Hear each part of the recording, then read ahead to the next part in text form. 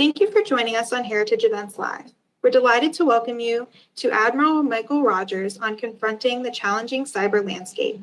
Please welcome our host, Dustin Carmack, Research Fellow in Technology Policy at the Heritage Foundation. We hope you enjoy the program.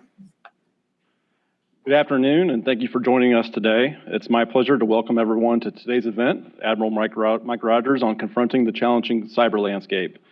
I'm joined by Admiral Rogers. Mike retired from the U.S. Navy in 2018 after nearly 37 years of naval service, culminating with a 4-year term as commander of U.S. Cybercom and director of the National Security Agency. In those roles, he worked with the leadership of the U.S. government, the Department of Defense, and the U.S. intelligence community, as well as their international counterparts in the conduct of cyber and intelligence activity across the globe. He assisted in the development of national and international policy with respect to cyber, intelligence, and technology. The purpose of today's conversation is to arm you with as many facts as possible, so I'm excited to dive right into our conversation. In the last year alone, we've seen major cyber espionage incidents such as SolarWinds, which breached several U.S. cabinet agencies, ransomware attacks that have caused supply chain disruptions through our meat markets, through our East Coast pipeline of gasoline and oil, and continuing threats from nation states towards our election security and critical infrastructure systems. All the while, a steady drumbeat of action from the administration as well as Congress trying to tackle and get ahead of the curve on cyber. So I'd like to hop right into our discussion. And for those joining online, please submit questions into the queue and we'll do our best to get to them towards the end of our program. Mike, first, I really want to thank you for being here. Thanks very much for the opportunity. I'd like to start off at around a 30,000-foot picture and give you an opportunity to discuss where you think we are in the state of cybersecurity, where we're as a country, and the challenges that we face going forward. One thing that I've discussed with one of my colleagues here and former acting director of DIA, David Shedd, in today's cyber adversary landscape, we need to see the problem, understand it, and then address it with a properly balanced deterrence, remediation, and offensive strike possibilities. How do we go about understanding our adversaries' plans in the cyberspace? So you always, and as an intelligence professional for much of my adult life, you always try to start by understanding the dynamics of the environment and what is shaping the adversary, the choices they're making, the strategy they're employing, and the targets they're going after. So you always try to start, if we can understand that, and we can build a strategy that helps us counter it. So if you look at the actors in the environment out there, you got multiple things coming together. You have seen in the last year plus, nation states much more aggressive. Their risk calculus is really changing, really willing. Look at SolarWinds, look at the Microsoft Exchange hack. You're looking at nation states willing to take actions that place at risk literally hundreds to thousands of organizations across a broad global swath. It's not just one sector in one particular nation, for example. And part of that is the nature of cyber. At the same time, you're seeing criminal groups who are increasing in their aggressiveness and in their sophistication in terms of ability, who view the nature of the dispersed world that we're living in at the moment, where the majority of us have stopped going to an office every day, but rather we work from home, we work mobily, we're working from remote locations. That offers greater opportunity for an attacker as the attack surface, if you will, that they can access just proliferates, multiplies. And so as I look at the dynamic from a threat perspective, I see greater number of actors, greater capability, and an increased risk appetite. That is not a good appetite for us. So we think that this is going to degrade slowly over time. I think the answer is no. The reality, I think, is the dynamics in many ways are, for a variety of reasons, are shaped in favor of the aggressor, whether it be a nation state or a non-state actor like a criminal group. So having said that then, to one of your opening comments, when I tried to deal with this in the government as part of a broader team, I was always struck by the idea, look, there is no one single group that has the answers to this problem. So if you think the private sector is going to address this by itself, I think that's got a low probability of success. Likewise, if you say, well, this is a government responsibility, let the government do all this, I would argue that's not going to work either. Also, I would argue there's no one single strategic focus that'll fix all this. Hey, let's just focus on resiliency. We don't have to worry about anything. Hey, let's just focus on deterrence. The reality is we're going to have to come up with a multi-layered strategy that integrates capabilities from both the private sector and the government, and not only from a U.S. perspective, but we're going to have to do this on a global basis. Look, one of the challenges in cyber is cyber doesn't recognize geography. I used to have this, not challenge, but I used to remind the leadership in the DoD all the time, look, we love, as military guys, we love drawing lines on a map to define how we're going to look at problems. That's why we have a Central Command. That's why we have a European Command. That's why we have an Indo-Pacific Command. By the same token, I always try to remind my bosses, cyber doesn't work that way. So for example, in the fight against ISIS, the servers and the data concentrations we have to go after, guess what? Most of them aren't even physically located in the CENTCOM AOR. So we're going to have to come up with strategies that are not predicated on just aligning everything by geography. Absolutely. Well, that gets to the point. One thing I've noticed, debates on Capitol Hill, questions to cabinet agency heads. What is the red line? What is a step across the boundary for a nation-state actor or a criminal actor when it comes to how we view an act of war in cyberspace? So clearly there is no legal definition that we've all agreed to. Okay. There is no policy definition that we have articulated. It's not a criticism, it's an observation. There's no policy definition that we have all agreed to. It's one of those, I guess it's a little bit like pornography. You're going to recognize it when you see it. The reality is, though, one of the implications of this lack of definition or specificity is that from state actors to criminal groups to non-state individuals, because we haven't been able to develop well-defined red lines about what is acceptable, what is not acceptable, what will trigger a response, what will not trigger a response, the reality is our adversaries just continue to push until they feel they've reached a point where the price they're going to pay is too high. And the reality is, to date, I don't think any of them have reached the conclusion, I've kind of crossed a line here. It doesn't matter if it was the Russians attempting to interfere and divide our nation in the efforts in the 2016 presidential campaign and the work we've seen from them in the years since, that hasn't gone away. Whether it's, you've seen reporting in the last few days on Chinese attempts to influence, use cyber as a tool to manipulate information and to try to, if you will, tear our society apart. That's not unique, sadly, to any one particular nation. So the reality is, one of the questions I think we have to be asking ourselves is, how do we go about defining some measure of normality here so that both we and those who are attempting to use cyber as a tool to manipulate, harm, degrade, or deny capabilities to us have a sense of, hey, this is going too far. And the reality is we have not reached the definition yet. And until we do, you're going to continue to see an escalation, I believe, in aggressiveness, in impact. I used to think, and I apologize, I'm giving you a longer answer than you probably want, but I can remember November of 2014, the North Koreans launched 2 Viper malware programs targeted on the Sony Corporation. And I can remember thinking to myself, this is it. We finally hit the red line. We now have seen cyber used to achieve physical destruction against infrastructure, in this case, Sony's network structure, as well as their phone structure, because they had tied their phone structure to their IT backbone. I thought, this is it. Now we've kind of hit the red line. And I can remember as we're talking about this in the sit room in the White House, we're getting into this, well, this is really a non-kinetic, a cyber event. And I said, can I offer an alternative viewpoint here? What if this same damage had been caused by 2 cruise missiles? Would we be having the same discussion? So is it the nature of the effect that's shaping our approach? Or is it the nature of the tool or capability that was used to achieve the effect? And I think to date, we've spent a lot of time seemingly focusing on, well, should we have a different standard because the impact is originating from cyber than we would if it was something kinetic, for example. And I'm not sure in the long run that's really going to get us where we need to be. That's not going to change the dynamic that you started by asking me about.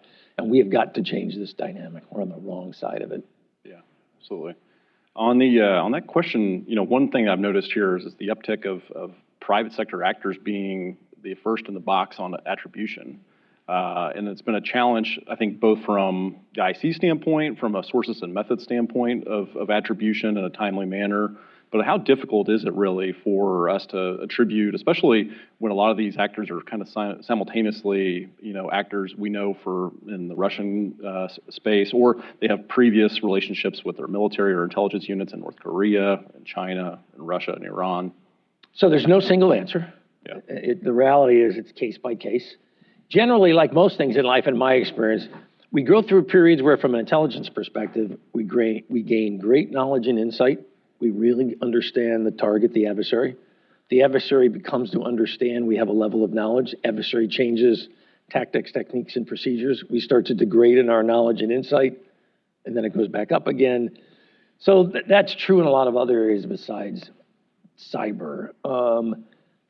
In most scenarios, because the first question from a policy perspective, you always get, and it's not a criticism, just an observation, who did it and what's our confidence factor?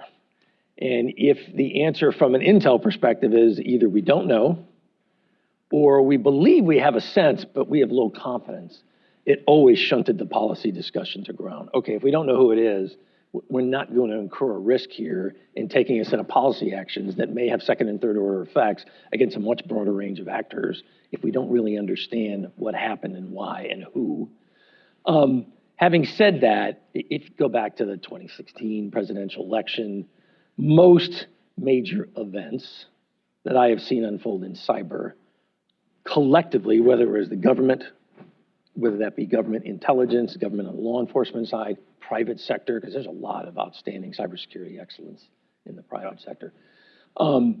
Between those broad populations, we've generally been able to come to high confidence about just who, the how, the what. And it's another good reminder, look, no one single group has the answers. Go back and look at SolarWinds. The target was predominantly, not totally, but predominantly government entities.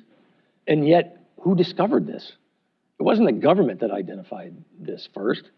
FireEye initially comes out and says, hey, look, we've seen some activity here. That leads us to believe, hey, we're looking at something that's much bigger. Then we start to come together collectively. So attribution is an example to me of if we want to maximize our effectiveness, we've got to stop working in silos and we've got to ask ourselves, so how do we bring that private sector expertise along with that government expertise, whether it be in law enforcement, whether it be in the intelligence community, et cetera? Speaking of SolarWinds, I was in the intelligence community towards the tail end of that. I mean, it's less than a year ago now. And in terms of hafnium, I mean, what that did in terms of just kind of blowing off the barn doors to web shells across the globe, in terms of just changing the dynamic of ramping up in terms of escalation.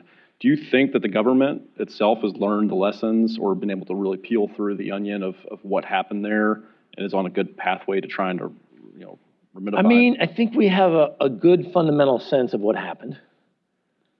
The challenge is, look, you're dealing with massive bureaucracies. And within these bureaucracies, you've got silos with high levels of focus, prioritization, and resources committed to cybersecurity. And you have other areas, not only little resources, little prioritization, not much expertise. So I wish I could tell you the government was this one huge monolith and everybody had the same level of capability and focus, but that's just not the case. So that's always a challenge when you're a government leader and you're trying to implement change across this massive structure we call the U.S. government, just as it's true in the private sector. Cyber represents such significant scale that we've got to be realistic. I mean, the reality is, and I remember this discussion with leaders both within the DoD as well as at the White House with, look, there is no check that you can write that's going to fix this. If we think this is only about throwing money at the problem, that isn't going to get us where we want to be. The hardest challenge in my experience in cyber is less technology and much more about culture. One of my takeaways, so you take it for what it's worth, was if you want to sustain excellence and fundamental change over time, then you've got to change culture. If you don't change culture, you tend to get episodic focus and prioritization. It leads to improvement. Then we move on to the next 1,000 things we got to focus on. And again, that is the nature of things. And then slowly we lose that kind of capability that we had generated over time. It deteriorates. And suddenly we find ourselves 3 years later, 5 years later, boy, this happened to us again. And one of the dynamics of cyber is this is a sustained problems that we are going to be dealing with for decades. And I wish I could tell you, don't worry, there's going to be a technology we're going to develop that's going to make this all go away. I don't see that. I just don't see that as being the most likely possible, but I would give it a low probability of occurring. Well, speaking of that, and you mentioned culture, but also coming from your NSA and Cybercom hat, in terms of the authorities that are available to the U.S. I mean, one thing that's been discussed, especially with SolarWinds and Half-Dam, both were using domestic VPNs leased by outside actors outside U.S. continental United States. So, and that's not by chance. Right. You're watching an adversary, in this case, the Russian security services. You're watching an adversary. If you look at the methodology they used in 2016, you look at the methodology they used in SolarWinds, a learning adaptive adversary. Hey, look, they're paying great attention to infrastructure outside the U.S. What if I use infrastructure in the U.S. to do much of this work? I mean, we have to acknowledge we're dealing with a set of adversaries here that have a lot of capability and that are learning and evolving.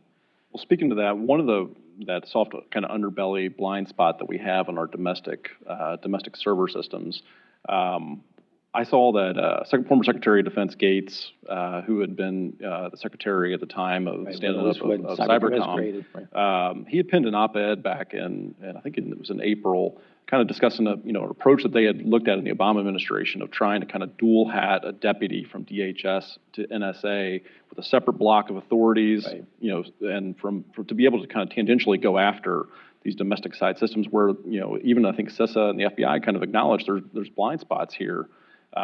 What are your thoughts generally on that? I mean, I know it opens up a whole bevy of concerns on technology and everything else from a constitutional standpoint as well. If I step back for a minute, I think it's reflective of one of our biggest challenges I always felt when I was part of the government team. And I was proud to be a part of that team. And I did it under two different administrations, very different in their focus, leadership very different, different set of priorities. One of my takeaways, though, was one of our fundamental challenges is we have not aligned our internal structures appropriately. It's less to me that we didn't have enough capacity, and it was much more to me, why isn't this capacity much more integrated? So the scenario that you're talking about was designed to, well, can we give DHS, this is prior to CISA, but DHS now within DHS, CISA, can we give that government element access to capacity outside of its normal structure? Is there a way to do that? And you can argue, is the particular model that was proposed appropriate or not? My view was, look, you might disagree with the specifics, but I fundamentally agree with this idea. We have got to come up with a way to align this capacity so that it is much more integrated. At the moment, and it's not because we don't have hardworking people, it's not because they're not motivated, it's not because they don't care, but we have managed to create these cylinders of excellence. And then in many ways, not totally, we've got some pretty strong walls at times between them. And I just think it hurts our effectiveness. I'd like to kind of change gears and kind of hop into specific nation-state adversaries. Just kind of a lightning round, and looking at the cyber landscape of who's who, and what challenges do they bring to bear to our military structure, but also from our economic espionage, everything else. So I'll start off at the top with Russia. So the Russians view cyber as a tactical military tool to degrade or deny U.S. military capability. They view it as a strategic capacity combined with disinformation, a tool that at a strategic level, hey, we can attempt to exacerbate the differences that exist within the United States as a society. We pour gasoline on those. They didn't create those divisions, but they have spent a lot of time studying those divisions and trying to figure out, so how can we fire up people to focus against each other? How can we divide this nation? How can we weaken the institutions of the United States? So you've seen the Russians do that. Russians also view cyber as a tool to place at risk in the event of a crisis or a confrontation. They spent a lot of time trying to understand our financial structure, our power structure, et cetera, so that in the event of a crisis or a significant confrontation, they could place it at risk, they could degrade it, deny it, destroy it. So you see them kind of looking at cyber across the spectrum in many ways. If you switch to China, I'm going to guess that was going to be the next one you were going to ask me. Well, and specific to that, you mentioned just a little bit earlier, but reporting yesterday from FireEye and Google's threat team was that they've noticed an explosion, is the way they framed it, in terms of Chinese behavior in the space of trying to actually cause physical action in the U.S. I mean, this is really kind of a game changer, something that people have been warning about for some amount of time. So it's interesting. You see the way Chinese focus with respect to cyber evolves. So initially, they really viewed this primarily as an extension of traditional espionage, and the Russians also do as well. I didn't mention that, but they do as well. But initially started with cyber as an extension of a traditional kind of espionage focus, largely driven by this desire to steal intellectual property that would enable them to gain strategic advantage vis-a-vis a competition with the United States and the broader West. You then saw them start to think doctrinally about, hey, so how can we also employ cyber from a military perspective at a tactical and as well as operational kind of level? The evolution that I've watched with them is they've started to also view cyber a little bit like the Russians. Hey, how does cyber fit into a broader disinformation effort? A disinformation effort that potentially generates advantage for us. You didn't see that 5 years ago, for example, but you're watching that play out now. You're also watching, the Russians' tradecraft always was very high. I mean, sometimes they didn't care if they were caught, but if they put their mind to it, they were good. The Chinese, again, watch the evolution of their tradecraft. If you go back 10 years ago, 15 years ago, really when we first started to see them in cyber significantly, not particularly good tradecraft, and a strategic calculus that seemed to be, we don't care if they catch us. We're just going to deny it. And so much, boy, I can remember during the Obama administration, much particularly in the beginning of the second term, focused on getting the Chinese just to acknowledge that they, in fact, were using cyber as a tool for the theft of intellectual property and other things. You watch how their tradecraft has expanded. They are not only increasing, whether it's the Ministry of State Security, whether it's the People's Liberation Army, whether it's some of the private groups they're creating partnerships with, their tradecraft has really gone up. And it was interesting to watch when Xi Jinping and President Obama were going to do their summit. I want to say it was 2015 or 2016. On the U.S. side, we were very adamant with them. If you want a normal relationship with us, you have got to stop this kind of activity that we're seeing within cyber. And cyber is just one element of a broader set of issues we had with the Chinese then. You saw them take somewhat of a strategic pause for at least a short period of time. And then what you saw was they started doing it again, except their capability got much better and their risk tolerance changed. They clearly decided to themselves, it is not in our best interest to get caught. So let's spend a lot of time thinking about how we can do this with a lower probability of detection. What about the Iranians? Interesting in the sense that among the most aggressive in terms of actual offensive application, whether that's use of cyber against infrastructure within the greater Gulf area, whether it's in the Emirates. Elections last year. Right, in the Saudis, whether it's in the influence kind of arena, we've already talked about with respect to the Russians and the Chinese.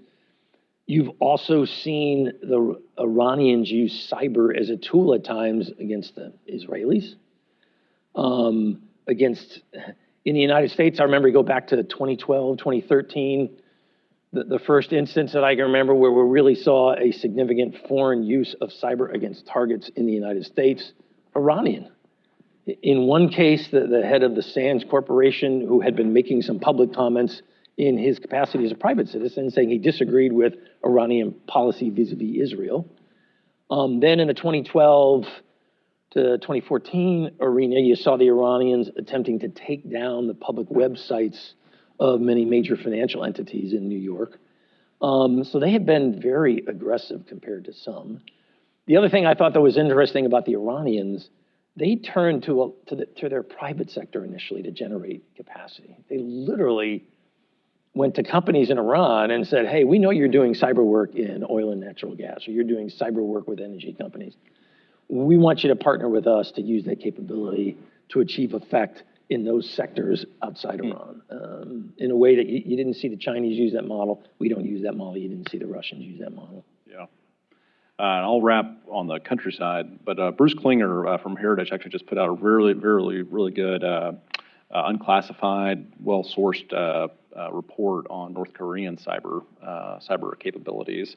I'd love to hear. They've been relatively quiet from just in the news, but like you mentioned, Sony earlier contained vast capabilities and also a little more trigger happy, at times. Yeah, what made the North Koreans so interesting to me was they displayed at times a willingness to use cyber almost like a criminal entity. What do I mean by that? So if you step back, North Korea, the most heavily sanctioned nation in the world, the most isolated in terms, if you look at their involvement in the global trade structure, the global financial structure, I mean, just very isolated, not fully integrated, in part because sanctions have precluded their ability to do that. And so, for example, we knew the North Koreans were having problems accessing financial resources. So what did they, then we started them going, we could use cyber as a tool to rob banks. We could use cyber as a tool to mine cryptocurrency. We can use cyber as a tool to go after gambling sites and steal money. I mean, the kinds of behaviors that we had only seen really from criminal groups, suddenly we're watching the North Koreans, and it's clear that they are viewing cyber as a capability that can augment some of the shortfalls or problems they're running into strategically. At the same time, they're very aggressive. You've seen the North Koreans, again, it's been a little quieter of late, or probably more accurate to say a little less visible. It doesn't mean it's not going on, but it's a little less visible. Very aggressive against infrastructure in South Korea. Very aggressive in penetrating, for example, academic institutions in the United States and elsewhere in the world to go after research they thought was particularly interesting. And then the Sony, the first time we'd seen offensive that actually resulted in the destruction, not just degrading or denying, but actual destruction of infrastructure in the U.S., arguably, certainly at a significant level, was November 2014 with the North Koreans.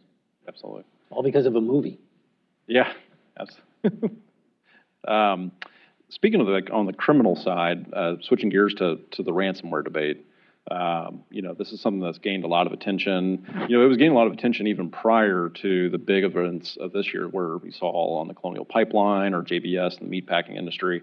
But this has been really an uptick in the last 2 to 3 years. I mean, CISA and everybody had been really sounding the alarms.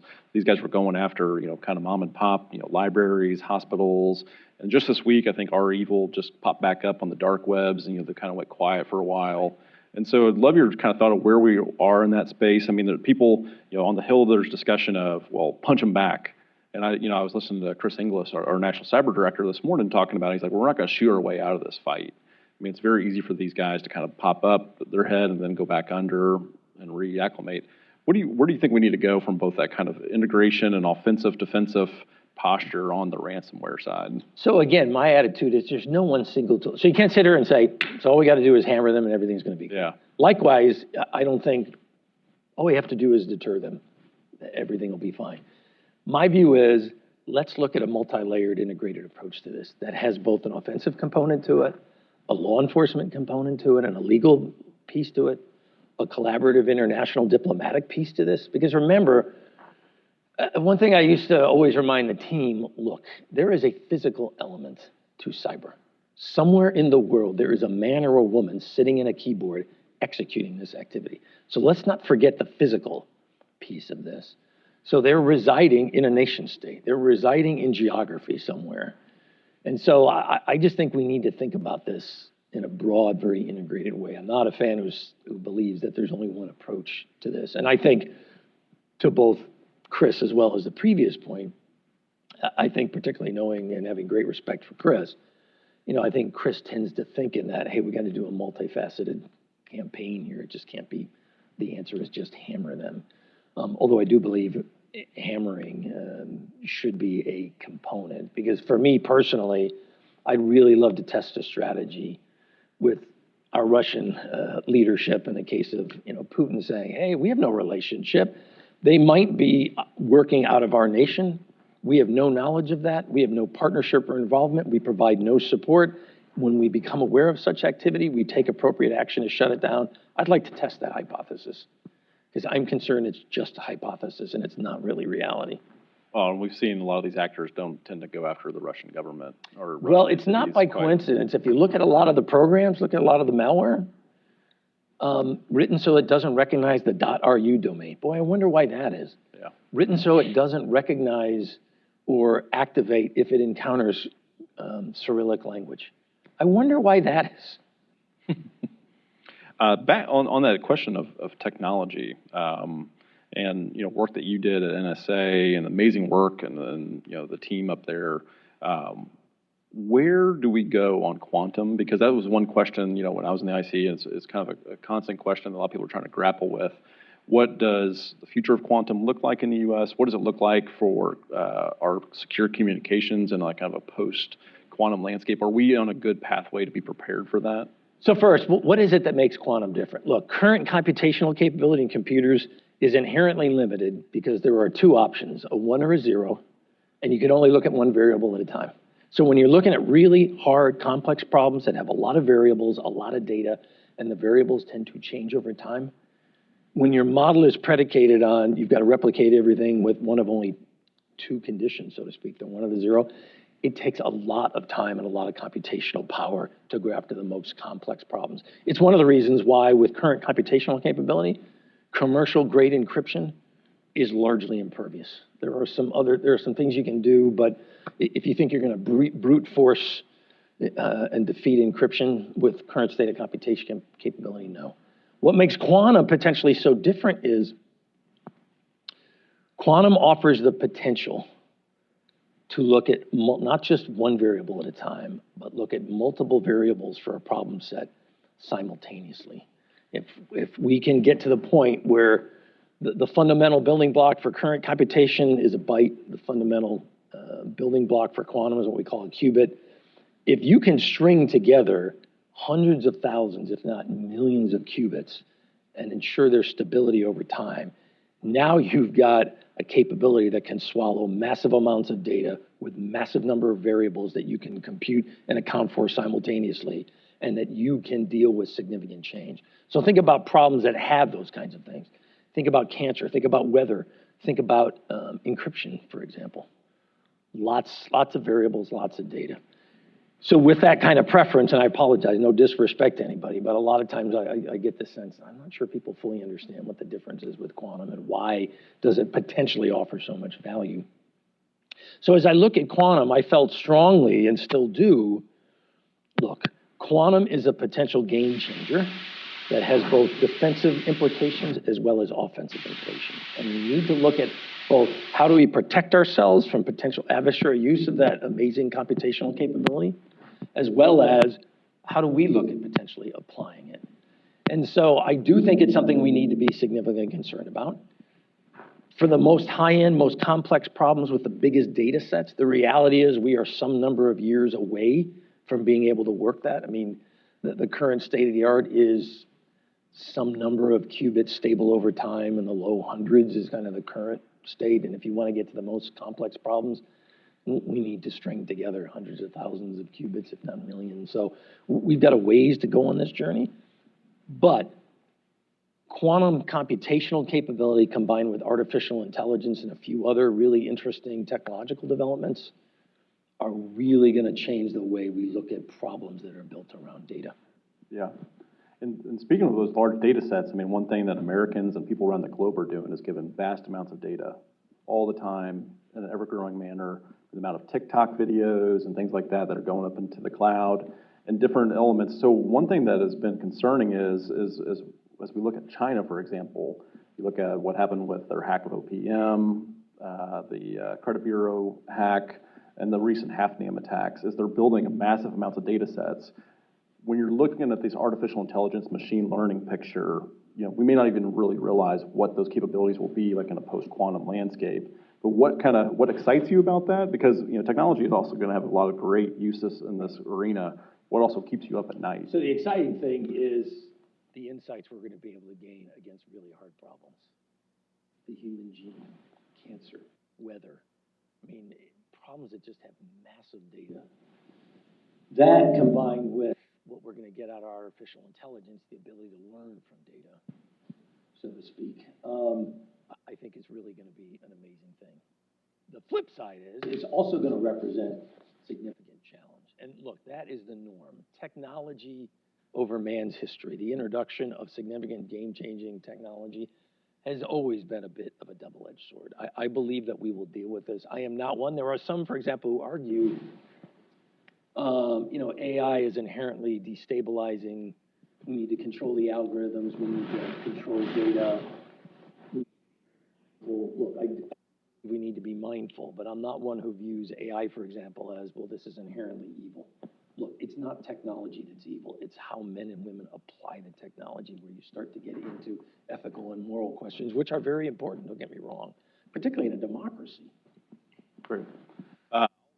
Question, then we'll turn it over to the questions with Annie. Your previous job as head of one thing that's been going on, debate this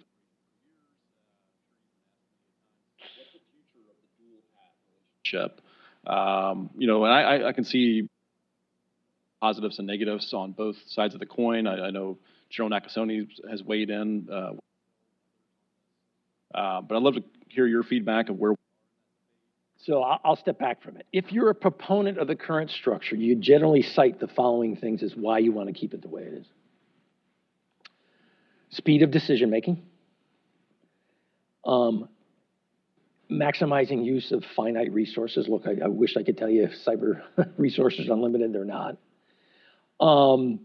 Alignment of two important organizations, NSA and Cyber Command, that are working in the same battle space. So deconfliction becomes faster, deconfliction becomes easier. And not that there aren't other reasons, but I would argue those are probably the primary reasons. If you're a proponent for a change, generally you have argued, number one, span of control. One person being one of 11 combatant commanders and running the largest intelligence organization in the US government. And NSA is almost twice the size of the next largest element in the US government. I mean, by US standards, even by global standards, look, if we're honest, it's the largest intelligence organization in the world. It's not headquartered in Tehran, Pyongyang, Beijing, or Moscow. So having one person do both of that, span of control. There's some argument that says, boy, that's tough. Another item you get is, well, if we separated the two jobs, you could focus your time. We could have a leader that's focused on each of those important and maximizing the capabilities of each. And the other general thing you'll hear is never underestimate the value of a little bit of competition. Three of us have had these two hats. Keith Alexander, United States Army, myself, United States Navy, Paul Nakasone, United States Army. Keith and Paul have publicly said their view is you should retain the dual hat. I have also publicly said, I don't think in the long run this is the best. Now, there's also one thing to remember. We often use the phrase, separation. And I always reminded people, that's not really an accurate description of what we're talking about. What we're talking about is two organizations, separate authorities, Title 10 for Cyber Command, Title 50 for NSA, two different budgetary lines, two different budgetary authorities, so you can't spend the money of the one in the name of the other. Remember, Cyber Command has no separate infrastructure. Literally, every building, every facility that Cyber Command uses is an NSA building, an NSA facility. So again, that's another reason why you would get some people arguing, well, you want to keep one person doing both. No matter what happens, the reality is we're not going to go out and spend literally billions of dollars to build new buildings and infrastructure for Cyber Command. So the reality is we're talking about whatever structure we come up in terms of the leadership, we're still going to have two organizations that are both physically entwined with each other, that have missions that are very different but yet complementary in some ways, and missions that have both these organizations working in the same mission space, at times for different purposes, at times using different authorities, and as a result, at times with very different risk calculuses. The things at times that I felt very comfortable doing as Cyber Command, if I put my NSA hat on times, I'd say, boy, there's some risk here. Sources and methods are very important. We don't want to compromise that. At the same time, putting on my cyber command hat, guys, we're here to generate outcomes. We're not here to look and listen and monitor. In some cases, we're here to actually achieve effect against an adversary, whether it's degrade, deny, destroy, using cyber as the tool to do it. Yeah. So it's an issue that will continue to come up over time. It certainly did during my time multiple times. And I had bosses that weighed in with express opinions as well. Yeah, Annie, you want to turn us over to some questions from the audience? Yes, thank you so much. And we're having a couple of good questions rolling in. So I encourage you to keep sending those in. So to start, Admiral, in your opinion, what cost burden should the private sector have in bolstering their cybersecurity for public services?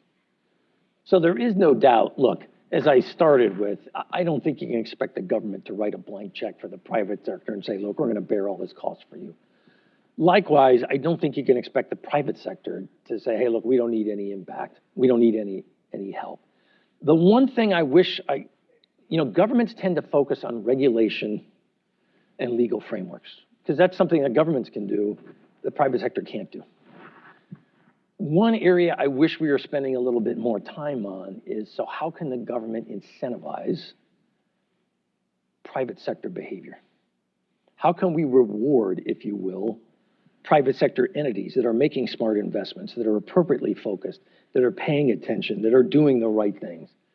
I wish we were spending, not that we're not spending some time, but I wish we were spending a little bit more time thinking about how do you incentivize behavior? Because again, if you want to instill long-term change, you generally get farther with the carrot than you do by just hammering people with the stick. Thank you. Another question is that you've mentioned that geography plays a limited role in the cyber domain. How do you think that policymakers should react if malicious foreign actors stage cyber attacks using computers or servers based in American jurisdiction? So you're seeing that play out now. And so one of the challenges, I think, for us as a nation, because this isn't just government, as a society, what do we believe is the appropriate role for government in addressing domestic issues associated with terrorism, crime, etc.? We built an intelligence community predominantly focused on issues outside the United States. It's not a criticism, it's an observation. So, for example, NSA is a foreign intelligence organization. So we don't do domestic collection. So when we see in my previous life, when we saw activity outside the United States, we try to turn to the domestic piece, whether it might be Department of Homeland Security, it might be the FBI. Hey, here's what we think we believe we're seeing. We think there's a potential domestic or CONUS nexus to this, but it's outside the legal framework for us. This isn't what we do. I think we got to step back and ask ourselves, is the construct that we created over the last decade optimized for that? Over the last century, is that optimized for the world of today and tomorrow? Because the reality is we've got adversaries taking advantage of that. It's not by chance, for example, that you saw, as I said, that you saw the Russians switch to the use of a lot of domestic infrastructure in the US. They understand our system. They know our legal frameworks. They know the limitations that we have imposed. And so they are trying to take advantage of it. Brett actually has a question. Thank you, Admiral. Thank you, Admiral. This is a very fascinating conversation. I was wondering if you might touch on two issues that I don't think came up in the comments so far. The first is I've had several conversations with political appointees who said that there were attempts to blackmail them or to compromise them in several ways, and the thought was that those were state actors coming after them to try and influence U.S. policy. And I was wondering if you might want to comment about what you've seen in terms of trends in that area. The second is you mentioned that there are private actors in Russia that may or may not be working with cooperation with the government. How does the U.S. government bring the private sector more in an aggressive or an offensive way to try and combat those types of efforts by foreign actors? How do we cooperate? Because you mentioned there's a lot of expertise in the private Right. sector in this area. So how do we work with them to bring them on board to help defend So the let me United ask the States? second question, Sure. answer Thank you. that first. And it's just my viewpoint, so you take it for what it's worth. I believe the application of force, whether it's kinetically or non-kinetically, is inherently a function of government, not the private sector.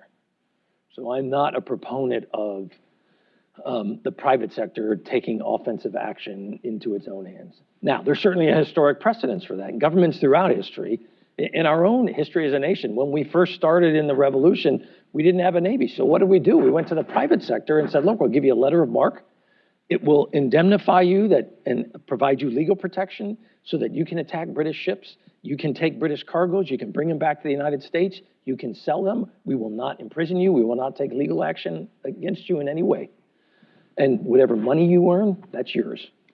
And we did that as a tool to incentivize the private sector to make up for a capacity and a capability that was lacking in the government at the time. So there certainly is a historic precedent. But in general, I am not a proponent of them doing that. Having said that, what I am a proponent of is the situational awareness, knowledge that the private sector has in terms of cyber activity, the knowledge that the private sector has in terms of the tools and the capabilities that are being used by actors, whether it be governments, whether it be criminals. That's a real plus. And I do want, again, my opinion, I would like to see the private sector and the government partnering much more in an integrated way. One of the things that used to frustrate me, and boy, I used to say this to some of my government counterparts, you know, collaboration to me seems to be, I'll do my thing, you do your thing. And if I come across something that I think might be of interest to you, if I have the time, if I have the focus, if I have the inclination, I'll share it with you. And I'm going, so how's that approach been working for us? Take a look at SolarWinds. In no way do I mean this as a criticism of FireEye in any way, but they have talked about, we spent 2 weeks trying to understand this, you know, before we went to the government and said, hey, we're seeing something. And, you know, part of me is going, why aren't we working together day to day on issues like this? Why is it we have to wait 2 weeks? And please, I don't mean this. I have great respect for Kevin and the team at FireEye. That's not FireEye per se. It's this idea about collaboration, I just think is not the strongest model, and it's not the model we need. I think the model we need is integrated. Why aren't we working side by side with each other 24/7? You know, I looked at the capacity that we brought online as I was departing, the brand new facilities that we're bringing online. I'm going, I would love to see private sector entities sitting here side by side when it comes to cybersecurity and cyber defense of critical infrastructure in the United States. I would love to see us sitting side by side. Why can't we do that? I would love to send men and women to partner with them in their security ops centers. Now, you can't do that on a massive scale. I understand that. But can't we come up with an integrated approach where we make smart investments that maximize return? Your first question was about, so is there a personal component to this disinformation or the use of cyber as a tool, if you will, to attempt to influence, in this case by threatening, attempting to coerce individuals? There is no doubt that is an element of the world that we live in. I certainly saw it in my time, and I have to admit it was a little frustrating at times where leaders in the government would reach out, you know, hey, Mike, I'm seeing penetrations within my home's, email system. I'm getting threatening emails. I'm getting emails that clearly are trying to categorize the work I'm doing in a very inaccurate and divisive way designed to generate distrust and unrest. What can you do about it? And I can remember going, I really can't do much because it's focused on you as a private entity, as a private citizen. I do think that's another area where there's some interesting capabilities and work being done in the private sector in that arena. If we can combine, again, the private sector and government, I think there's some things that we could do now. Maybe you can't do it for everybody, but I certainly think for certain levels of positions, we ought to make that, just like we think about security for those individuals, this should be another component of security in some way. You and I have discussed that integration piece Right. As it related to, you said, you know, we made a decision as a country to watch, you know, stop planes flying out, you know, dropping out of the sky, and kind of how we treat like the NTSB and the FAA a little bit, and how we collaborate with the private sector when it comes to air flight. Yeah, because I do say, look, can we step back and ask ourselves, where are some models that we have shown they work very well? And there is some measure of scale there, because you can't pick solutions that, well, it's great, it works at the problem set is 1,000 people and maybe 200 installations, for example. That's not going to scale for cyber. But I think civil aviation is an interesting example. As a nation, we came to the conclusion that the potential loss of commercial aircraft, in which literally hundreds of people could die, represented such a level of risk that we needed a different model. So we created infrastructure within the government, a legal regime as well, that said we're going to work aviation safety in a very integrated government and private sector way. And anytime, so we're going to develop standards for manufacturing, we're developing standards for how we actually operate aircraft, we're going to develop standards about how we maintain those things. And then in the event of an accident, we are going to investigate it to determine exactly what happened. And that investigation is exhaustive. And no one can say, hey, I'm a member of a union. I'm not going to give you the medical records of our union members. And, hey, look, I'm a private company. We built that aircraft. The intellectual property that's in that aircraft, that's competitive advantage for us. We're not going to share the insights of the software we wrote, for example, or the airline configuration we use. That's competitive advantage for us. And the government said that, guys, that isn't the way this is going to work. There's a greater good here that we all have to address. And so every time we have an aviation accident, we tear into the maintenance records. We tear into the operational profile. We take a look at the radar. We look at the training that the crew had. We take a look at the maintenance life. And then we not only identify the cause, but what do we do after that? We change maintenance. We change software. We change construction and fabrication. We change the way we operate. We change the rules for crew coordination. As a result, we have levels of aviation safety, despite aviation never being, prior to the pandemic, at a greater level in terms of number of people flying, number of aircraft, number of locations than ever. And yet safety continues to broadly improve over time. And the other thing that always struck me about aviation is, while we do have accidents, they tend not to be the same accident recurring over time. Look at cyber.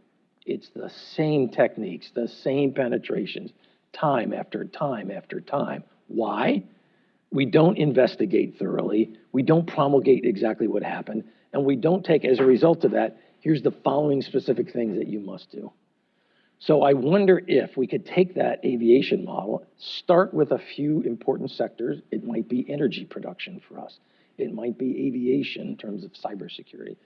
But pick a sector or two to start with and say, look, can we come up with an integrated model that uses some of the techniques that we've seen work out well in other areas like aviation safety? I would argue automobile safety is another good example. Could we start and apply it and see if potentially we can generate a model that we can then scale into other areas? I just think there's some really great partnerships that have worked well, and I would love to learn from them and apply them within the cybersecurity arena.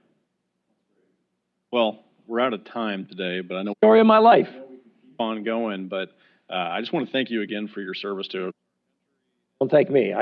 I got to do for 37 years the thing I wanted to do literally since I was a little boy. I told my parents in 6th grade, I'm going to be a naval officer and I'm going to drive ships for a living, just because I read stories of the sea.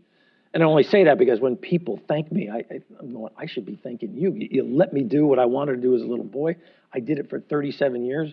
And as I tell my own children, if I could wish one thing for you in life, is to find a dream that you can actually do. And then I hope that your experience, like mine, is that the reality was even better than the dream. And so I should be thanking the citizens of our nation for letting me work on missions I thought that mattered, with organizations that were really focused on tough problem sets and that were manned by men and women who were incredibly motivated, incredibly capable, and who sacrificed every day. Man, I was jazzed every day going to work. Didn't matter how bad, how much crap was going on the Hill, or what I'm reading about me or other organizations on the front page of the Post or the New York Times. I was like, none of that matters. It's what those men and women are doing. It's the impact they're having. It's about serving the citizens of our nation and our friends and allies around the world. So I thank all of you for letting me do that. Well, that's awesome. Well, thank you. Thanks for everybody joining us. Thank you again. I feel like we can run through a wall on that. Hoorah!